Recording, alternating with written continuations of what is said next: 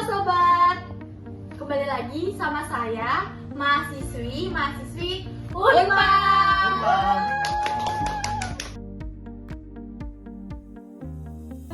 Kita kedatangan tamu nih teman-teman dari mahasiswi Unpad. Kalau boleh tahu kakak jurusan apa ya? Perkenalkan, saya Isti, jurusan Ilmu Komunikasi. Oh, kakaknya jurusan Ilkom. Kalau boleh tahu di semester berapa sih kakak sekarang? Baru semester 1. Semester 1. Kalau boleh tahu juga materi apa sih yang lagi kakak pelajarin saat ini? Kalau untuk saat ini dengan bahasa saya sendiri ya, itu komunikasi verbal. Oh, komunikasi verbal. Saya boleh tanya-tanya sedikit gak sih tentang komunikasi verbal? Soalnya saya belum terlalu paham nih kak. Boleh ditanya komunikasi verbal itu apa sih kak kalau boleh tahu? Kalau menurut aku sih ya, kalau komunikasi verbal itu menyampaikan pesan, tulisan ataupun lisan, itu menyampaikan informasi, gagasan atau pesan kepada orang lain. Tuh, kalau menurut versi saya ya. Misalkan kelebihannya komunikasi verbal itu ada apa aja sih kak? Kan kakak udah jelasin tuh komunikasi verbal, aku udah paham. Terus ada kelebihannya kan komunikasi verbal.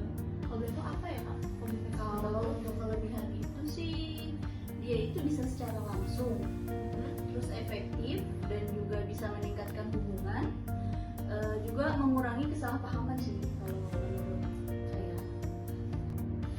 Jadi gini kak, kalau menurut saya sih ya kelebihannya itu bisa langsung dan efektif. Langsung dan efektif itu apa sih? Itu jadi menyampaikan pesannya secara langsung dan efektif. Itu. Kalau yang kedua sih ya menurut saya bisa meningkatkan hubungan juga kak. Bukan hubungan percintaan ya. Jangan berpikir ke percintaan nih. Jadi untuk meningkatkan hubungan, komunikasi verbal itu dengan orang lain atau kita dapat menyampaikan pesan dan gagasan itu secara langsung itu. Dan yang ketiga sih bisa mengurangi kesalahpahaman ya. Bukan kesalahpahaman apa ya, kesalahpahaman itu jadi gimana nih?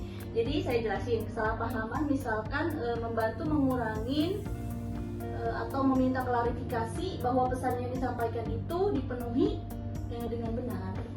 Oh gitu.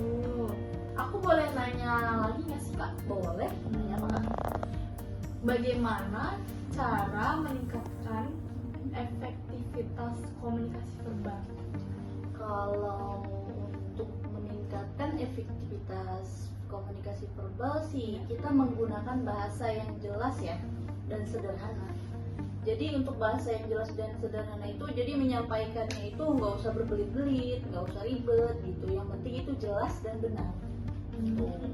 Terus ada lagi mendengarkan dengan baik ya.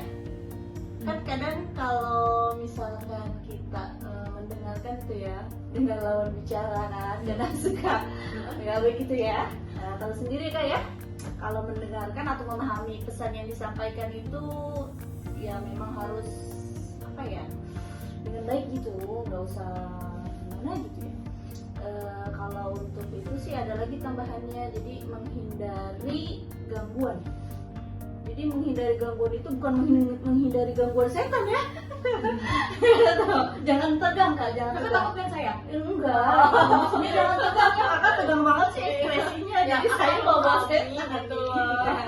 Jadi untuk menghindari gangguan, jadi menghindari gangguan itu apa sih gitu? Jadi kita menggunakan nada atau suara yang tepat, gitu. Menghindari gangguan itu.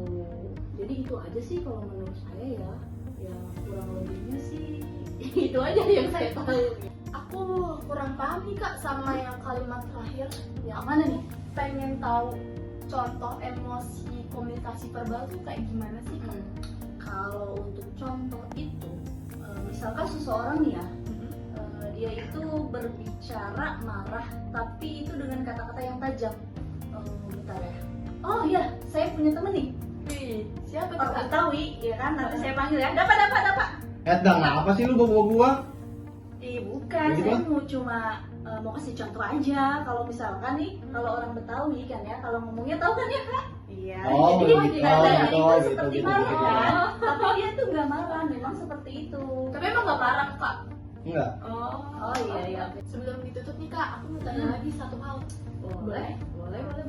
Kan aku mau nanya nih, tips dan saran komunikasi verbal yang efektif itu gimana sih? Soalnya itu aku kadang suka kurang pede gitu loh kak, komunikasi sama orang. Jadi gimana kalau dari kakak tips dan sarannya ke aku biar aku bisa pede komunikasi sama orang gitu loh. Kalau saran dari aku sih ya, kalau untuk tips itu yang pertama itu yang penting nada dan intonasi bicara kita itu harus jelas. Jelasnya itu harus ke intinya gitu. Jadi nggak usah berbelit-belit gitu kan. Yang kedua itu kejelasan pengucapan. Apa sih kejelasan pengucapan itu gitu? Kejelasan pengucapan itu kata-kata kita yang yang dilafalkan itu dengan baik gitu. Dan yang ketiga, Kak jangan tegang dong, aku jadi jawabnya ikut tegang nih. Oh iya. Aku jadi ikutan tegang nih. Lanjut ya. Boleh ya. Yang ketiga, yang tadi ketiga apa kedua nih? Aduh jadi lupa. Yang ketiga ya. Harus fokus nih dari Iya, apa? jadi yang ketiga itu artikulasi Iya. dan pelafalan. Jadi artikulasi dan pelafalan itu apa sih gitu? Jadi yang apa ya? Kalau artikulasi itu kata-kata ya, kata-kata itu baik deh. Jadi mengurangi resiko kesalahpahaman dalam berkomunikasi itu artikulasi atau pelafalan itu. Yang keempat, kalau menurut saya itu penggunaan kata yang tepat ya. Penggunaan kata yang tepat itu gunakanlah kata-kata yang formal di dalam situasi formal, misalkan jangan kita gunakan kata-kata kita boleh sih gunakan kata-kata yang santai seperti kita lagi ya, nggak usah formal-formal gitu. Tapi kan kalau misalkan untuk penggunaan kata yang tepat ya kita di situasi formal ya kita menggunakan kata-kata formal. Kalau di situasi yang santai ya kita santai ya, kayak gue lu kan ada kan kata Tadi teman kakak iya kan orang Betawi Iya. kan kalau kita pikirnya dia kan cuma bicara ya, tapi kita pikirnya dia marah gitu. Selanjutnya sih yang kelima atau keempat nih, aduh jadi saya lupa ya. kelima deh Oh, kayaknya yang kelima tadi. ya. Yang kelima sih kemampuan mendengarkan. Jadi bukan kemampuan mendengarkan itu nggak budak ya. Maaf nih nggak budak gitu. Bukan. Aduh jadi gimana ya? Tadi kakak jangan tegang dong. Oh aduh, tegang ya. Halo, maaf ya kalau guys, tegang. kakaknya diliatin aku. Jadi gini, kalau kita berbicara itu Iya. harus benar-benar mendengarkan lah. Menjadi pendengar yang baik tentu akan membantu atau membuat kita memahami pesan yang disampaikan.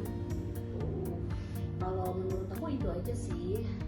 Selebihnya sih banyak kak, kalau mau ditanyakan manfaat, ini sih Paling- untuk komunikasi verbal gitu kan. Saran dan tips kakak ini berguna banget buat aku yang kurang pede gitu kak kalau komunikasi sama orang gitu. Ya, awalnya saya juga nggak pede ya untuk komunikasi, tapi karena kerjaan saya yang mengharuskan saya komunikasi dengan keren orang, banget ya ya, kan? Kak Isti. Jadi saya harus bisa, mau nggak mau saya harus bisa. Guys, contoh nih Kak Isti, keren banget loh dia.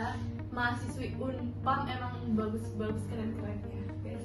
Yes. Penangkan kami dari kelompok 1 ingin mengenalkan diri. Aku Rizka Amelia sebagai host. Dan saya Isti Nurholida sebagai narasumber. Saya Duki Khairul Arifin sebagai kameramen. Saya Kamila Tania sebagai narator. Saya Muhammad Dapanasyan sebagai editor. Sekian dari kelompok kami. Terima Bye. kasih. Bye.